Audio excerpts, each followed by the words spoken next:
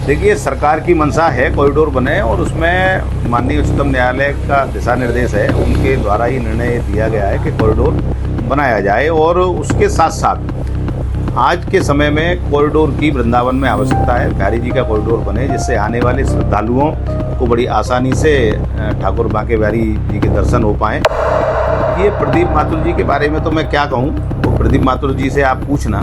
प्रदीप माथुर जी भी लगातार यहाँ 3 बार विधायक रहे हैं, उन्होंने क्या तो जमुना जी के लिए कर दिया और क्या इस मथुरा की जनता के लिए कर दिया। जनता लगातार उनको 2 चुनावों में बता रही है कि आपने हमारे लिए क्या किया। और बाकी तो वो आज कहीं ना कहीं अपनी राजनीति को जिंदा करने की कहीं बिंदु खोजने की कोशिश कर रहे हैं, और जो लोग इस पर गंदी राजनीति कर रहे हैं वो लोग अपने मंसूबों में कभी सफल नहीं होंगे। कोई विकास की अगर कोई लंबी लाइन अगर हमको खींचनी होती है तो हमें उसमें बड़ी सोच रखनी चाहिए, और हमें आने वाले समय में और आने वाले मथुरा वृंदावन के स्वरूप को सुधारने के बारे में हमें सोचना चाहिए। थोड़ा त्याग तो हमें करना पड़ेगा, तभी इतनी बड़ी योजना सफल हो पाएगी। बांके बिहारी मंदिर कॉरिडोर को लेकर मथुरा में चल रहा विवाद अब राजनीतिक मोड़ पर पहुंचता जा रहा है।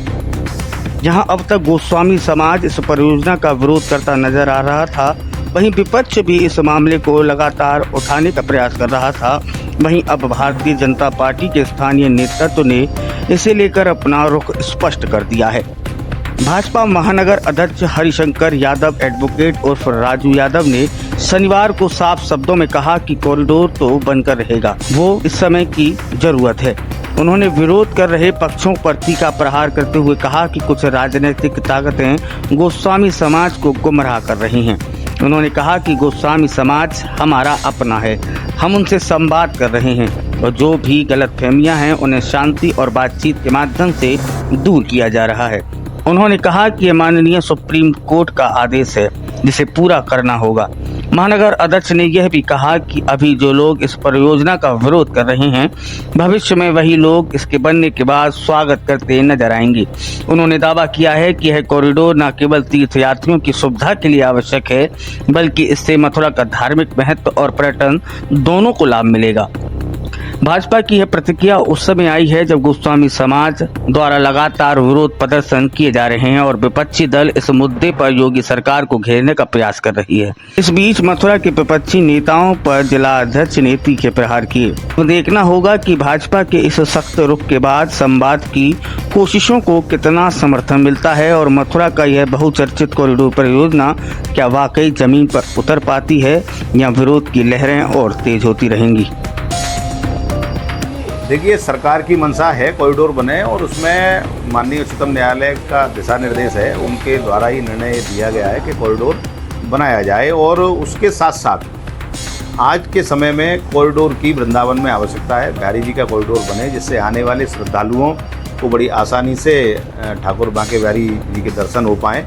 और जब भीड़ का माहौल रहता है, जब ज़्यादा भीड़ यहाँ आती है, सावन का महीना हो या आप समझिए एनसीआर की पूरी पब्लिक शनिवार इतवार में ज़्यादा आती है, तो कई बार आपके चैनलों के माध्यम से ही और मीडिया के माध्यम से जानकारी में आता है कि भीड़ की वजह से कोई ना कोई दुर्घटना होती है और दुर्घटनाओं की संभावना रहती है। इन सारी चीज़ों को ध्यान में रखते हुए कॉरिडोर का बनना अत्यावश्यक है। और गोस्वामियों जी का जो विषय है वो ठीक है, उनकी जो मंशा है उसके मंशा के अनुरूप भी सरकार उसमें प्रयासरत है। माननीय मुख्यमंत्री योगी आदित्यनाथ जी के दिशा निर्देश पर जो कॉरिडोर के लिए पूरी टीम बनी हुई है, लगातार प्रशासन उनसे वार्ता कर रहा है, जनप्रतिनिधि भी लगातार वार्ता कर रहे हैं कि उनको संतुष्ट करके उनकी सारी बिंदुओं को ध्यान में रखते हुए कॉरिडोर के निर्माण को आगे बढ़ाया जाएगा। और मुझे पूर्ण विश्वास है सभी लोग सहमत होंगे, और जो लोग इस पर गंदी राजनीति कर रहे हैं वो लोग अपने मंसूबों में कभी सफल नहीं होंगे।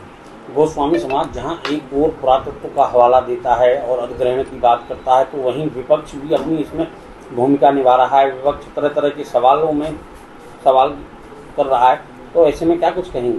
देखिए, पुरातत्व का विषय के बारे में मैं आपको बता देना चाहता हूं कि कॉरिडोर के निर्माण में कोई बहुत बड़ी छेड़छाड़ पुरानी इमारतों से और उनसे नहीं होनी है। हाँ, लेकिन इतना ज़रूर है कि कहीं भी कोई विकास की अगर कोई लंबी लाइन अगर हमको खींचनी होती है तो हमें उसमें बड़ी सोच रखनी चाहिए, और हमें आने वाले समय में और आने वाले मथुरा वृंदावन के स्वरूप को सुधारने के बारे में हमें सोचना चाहिए। थोड़ा त्याग तो हमें करना पड़ेगा, तभी इतनी बड़ी योजना सफल हो पाएगी। विपक्ष को क्या कुछ कहना चाहेंगे? विपक्ष जिस प्रकार आ रहा है, यमुना प्रदूषण की भी बात करता है या अन्य सवाल खड़े करता है, तो उनको क्या कुछ कहना चाहेंगे? जैसे प्रदीप माथुर जी ने भी कई सवाल खड़े किए हैं कॉरिडोर और यमुना प्रदूषण को लेकर। देखिए, प्रदीप माथुर जी के बारे में तो मैं क्या कहूँ, वो प्रदीप माथुर जी से आप पूछना। प्रदीप माथुर जी भी लगातार यहाँ 3 बार विधायक रहे हैं। उन्होंने क्या तो जमुना जी के लिए कर दिया और क्या इस मथुरा की जनता के लिए कर दिया। जनता लगातार उनको 2 चुनावों में बता रही है कि आपने हमारे लिए क्या किया। और बाकी तो वो आज कहीं ना कहीं अपनी राजनीति को जिंदा करने की कहीं बिंदु खोजने की कोशिश कर रहे हैं। भारतीय जनता पार्टी की सरकार जमुना जी की शुद्धि के लिए संकल्पबद्ध है।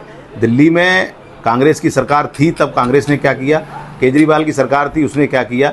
हमारी सरकार बनने के तुरंत बाद से जमुना जी की सफाई का अभियान पूर्ण हो चुका है। केंद्र की सरकार, दिल्ली की सरकार, उत्तर प्रदेश की सरकार पूरी माँ जमुना जी की सफाई के लिए संकल्पबद्ध है। कार्य लगातार उस पर चल रहा है और मैं आपकी जानकारी और आपके चैनल के माध्यम से सभी आम जनता को जो ये लोग भ्रमित करने की कोशिश करते हैं, मैं बता देना चाहता हूँ कि जो 32 नाले पहले खुले नाले जमुना जी में चलते थे, आज लगभग 30 नाले उसमें टेप हो चुके हैं और उनका जो गंदा पानी पहले माँ जमुना में जाता था वो जाना बंद है।